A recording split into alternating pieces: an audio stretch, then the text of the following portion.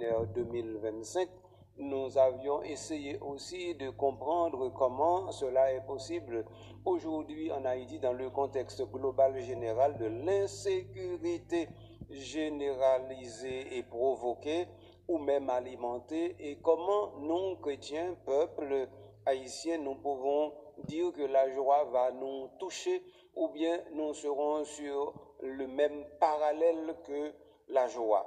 Mais tout cela, important, ne suffit pas. Voilà pourquoi je voudrais aujourd'hui aller plus en avant pour explorer avec vous ce que l'Église locale d'Haïti a pensé faire à l'intérieur de cette année jubilaire pour qu'effectivement la joie coule à grand flot dans le cœur des chrétiens et des chrétiennes, et pour que cela ait un impact important, j'allais dire majeur, sur l'ensemble du peuple haïtien. Donc alors, à partir de ce moment, je sens l'obligation morale, je sens que spirituellement, il faut un engagement beaucoup plus encore pour que nous ne désespérions point de la joie. Et effectivement, le thème de ce jubilé 2025, c'est pèlerin d'espérance. Ça veut dire nous sommes des hommes, des femmes en marche. Et parce que normalement, un pèlerin, c'est pas quelqu'un qui est assis chez lui. Un pèlerin, c'est de préférence quelqu'un qui prend son bâton et qui prend la route et malgré les incertitudes, et qui sait qu'au bout du chemin, il va trouver effectivement ce que son cœur cherche, c'est-à-dire une plus grande proximité, une relation plus profonde avec son Dieu et son Seigneur qu'il cherche, non seulement au fond de son cœur, mais aussi au fond des églises, au fond des réalités les plus quotidiennes avec le frère, avec le sœur qui se trouve être sur son chemin. Donc, le chrétien, le pèlerin, c'est quelqu'un qui se met en marche, non pas uniquement pour aller rendre visite aux églises, c'est quelqu'un qui se met en marche pour se rendre proche de toute l'église, mais surtout concrètement de ses frères et de ses sœurs. Voilà pourquoi il se met en marche. Donc un pèlerin, c'est quelqu'un qui est toujours en marche. Sinon, il cesserait d'être pèlerin. Et donc voilà pourquoi l'église synodale est une église bien. Je suis sainte, pure, immaculée comme corps du Christ. Mais mes membres sont toujours soumis au péché, sont toujours soumis à la décrépitude, aux fautes et tout simplement aux mesquineries humaines. Mais ça ne fait pas que la sainteté ne soit pas le fondamental et l'essence même de ma constitution. Voilà ce que cette église, mon église, notre église, l'église catholique dit au monde dans cette année jubilaire en se constituant pèlerine. Alors, frère, si c'est ça lié, donc vous comprenez que moi, ou nous avons responsabilité pour nous faire que bagaille ça, il va arrêter un projet seulement, il aller plus loin qu'un projet, il tourner en réalité que n'a marché avec elle, en réalité que n'a rendre concrète jour après jour. Alors émission aujourd'hui, c'est pour me capable d'entrer à fond avec nous dans comment l'église locale d'Haïti va célébrer ça. Pour ça, je vais essayer de garder avec nous quelques informations que évêque dans lettre yo écrit l'église locale d'Haïti, et tout le monde qui a une bonne volonté, lettre ça qui écrit 21 décembre 2024, eh bien, yo te adressé li pour yo dit bon année jubilaire, mais comment yo comprendre ni, mais comment yo t'avlé li réaliser dans la vie communauté la foi yo qui dans l'église locale d'Haïti. Donc alors premier bagage moi pral faire jodi moi pral garder document ça avec nous que évêque yo te publié. Ensuite moi pral utiliser information qui gagne là-dedans et après information ça yo nous pral ouais comment yo applicable jodi à la caille nous pour nous comprendre effectivement toute situation, malgré situation nous c'est consalié, mais ça ne veut pas dire que comme pèlerin d'espérance, nous ne sommes pas capables de chercher une façon pour nous faire un bagage. Mais avant de me prendre pause là, je souhaite quand même souligner un bagage fondamental. L'Église n'est pas là pour lui accommoder du monde. L'Église n'est pas là dans toute situation pour lui dire bon plutôt nous l'aide nous là ou bien faut nous organiser pour nous là, pour nous. Non, l'église pas bien pour le faire ça. L'église, c'est l'église Jésus-Christ liée. Ça veut dire que c'est l'église qui prophétique non même. Dans l'essence, ils sont l'église prophétique. Ça veut dire que c'est l'église qui doit non conforme au monde. Parce que justement, lorsque le monde baigne dans la guerre, dans la corruption, dans tout ce qui fait les atrocités dans ce monde, dans l'inhumanité, donc l'église lui-même, il n'a pas qu'à dire pour danser collé avec bagaille ça. Donc, l'église n'est pas là pour s'accorder au monde. Au contraire, l'église dit que dans toute situation, il y a les deux choses à faire. Dire non au monde quand le monde est un monde totalement tourné vers le péché et la mort.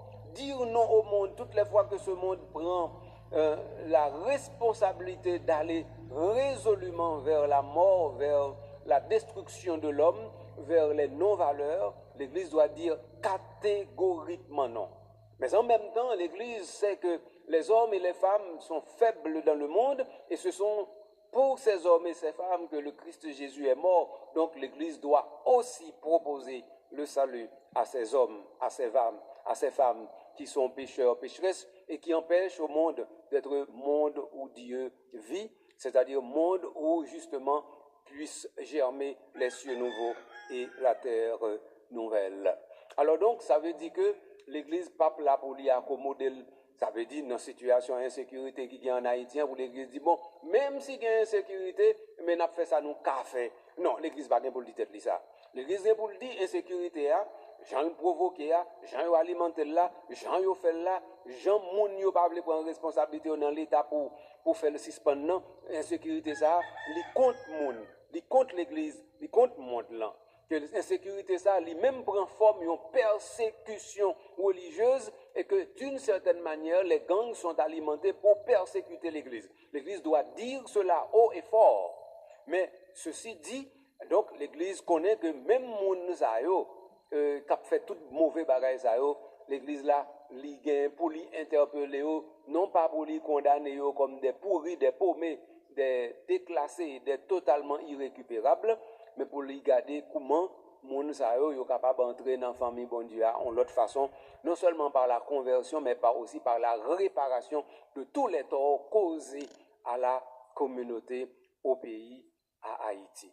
Donc, c'est ça que je devais souligner avant de me prendre pause là. Je prends une petite pause, et puis je tourne. Et puis, Jean Moun yo pas prendre responsabilité dans l'État pour faire le suspendre, l'insécurité ça, li contre moun, li contre l'Église, li contre le monde là.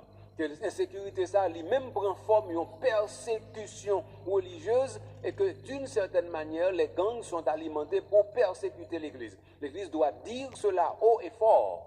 Mais ceci dit, donc l'Église connaît que même moun sa yo, qui a fait tout mauvais bagage sa yo, l'Église là, li gen pour lui interpeller yo, non pas pour lui condamner yo comme des pourris, des paumés, des déclassés, des totalement irrécupérables, mais pour lui garder comment moun sa yo yo capable d'entrer dans la famille bon Dieu en l'autre façon, non seulement par la conversion, mais aussi par la réparation de tous les torts causés à la communauté, au pays, à Haïti.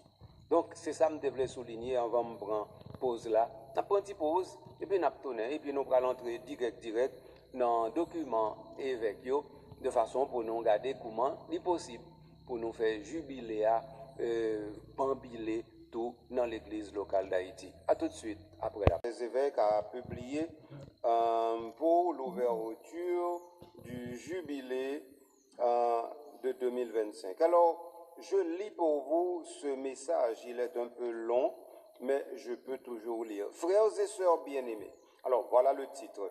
Message de la conférence épiscopale d'Haïti à l'occasion de l'ouverture de l'année jubilaire 2025 aux prêtres, religieux, religieuses, aux fidèles laïcs, aux hommes et femmes de bonne volonté. Frères et sœurs bien-aimés, l'espérance ne déçoit point. Romains 5,5. C'est avec cette même parole du commencement de la bulle d'indiction du pape François annonçant le jubilé 2025 que nous, évêques catholiques d'Haïti, nous saluons à nouveau en ce temps si proche de la Noël. Nous vous saluons en ce temps si proche de la Noël.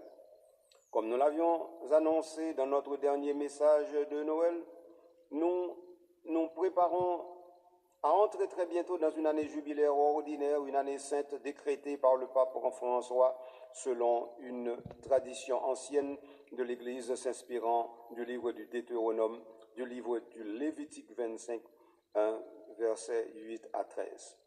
Nous la célébrons habituellement tous les 25 ans. Rappelons que le jubilé de l'an 2000, décrété par le pape Jean-Paul II, qui avait introduit l'Église dans le troisième millénaire de son histoire. Cette année jubilaire dont le thème est pèlerin d'espérance devient pour nous, Haïtiens, Haïtiennes, dans le contexte sociopolitique de notre pays, un temps favorable à la manière de ce que dit saint Paul aux Corinthiens. Au moment favorable, je t'ai exaucé, au jour du salut, je t'ai secouru. Le voici maintenant le moment favorable, le voici maintenant le jour du salut. 2 Corinthiens chapitre 6, verset 2. C'est vraiment le moment favorable pour espérer contre toute espérance. Romains chapitre 4, verset 18. Car l'espérance ne cède pas devant les difficultés. C'est le moment favorable pour nous de situer tous de nous constituer tous de véritables pèlerins et témoins de l'espérance pour ce peuple-ci meurtri, nous, évêques, prêtres, religieux, religieuses, fidèles, laïcs, hommes et femmes de bonne volonté, autorités de l'État et de la police, responsables des institutions humanitaires et caritatives. Qu'est-ce que nous pouvons offrir comme signe d'espérance? Le premier signe et le plus important, c'est la paix à instaurer, c'est-à-dire la sécurité à rétablir, la justice à restaurer, les graves inégalités sociales à combattre, les familles déplacées à accompagner, ainsi la vie morale pourra reprendre son cours. Nous invitons de façon particulière tous les fidèles catholiques à profiter pleinement de ce jubilé en accomplissant des œuvres de miséricorde spirituelle, consoler les affligés, pardonner les offenses, inviter les pécheurs à la conversion et corporelle, donner à manger aux affamés, assister les malades, visiter les prisonniers, etc. Ainsi, nous pourrons recevoir la grâce de l'indulgence, fruit caractéristique de toute année sainte, à travers les activités et les célébrations religieuses qui se tiendront dans nos diocèses respectifs. Voici entre autres quelques dates importantes à retenir pour certaines entités que chaque diocèse aura le soin de compléter. Ces dates demeurent toutefois flexibles pour les diocèses. 29 décembre 2024, ouverture officielle du jubilé. 1-2 février 2025, jubilé des consacrés. 11 février, jubilé des malades. 17 avril 2025, jubilé des évêques, des prêtres et des diacres. 26, 27, 28 mai 2025, jubilé des séminaristes. 27 juin 2025, journée jubilaire nationale à l'occasion de la solennité de la patronne d'Haïti, Notre-Dame du Perpétuel Secours. 1er au 3 août, jubilé des catéchistes et des sacristains. 21, 22, 23 novembre 2025, jubilé des jeunes. 28 décembre 2025, clôture du jubilé. Frères et sœurs bien-aimés, les temps sont difficiles, mais la parole de Dieu nous enseigne que c'est dans ces moments d'épreuve que nous devons témoigner de l'espérance qui nous habite. C'est dans la nuit du désespoir que brille la lumière de l'espérance. Nous vous souhaitons une fructueuse année jubilaire dans la communion, le partage et la recherche de la paix. Donnez à l'Île-à-Voix au siège de la CEH le 21 décembre 2024, suivent les signatures des évêques. Alors, voilà, Zambé Mio, document, moi lit pour nous. Donc, premier bagage, nous garder, remarquer, c'est que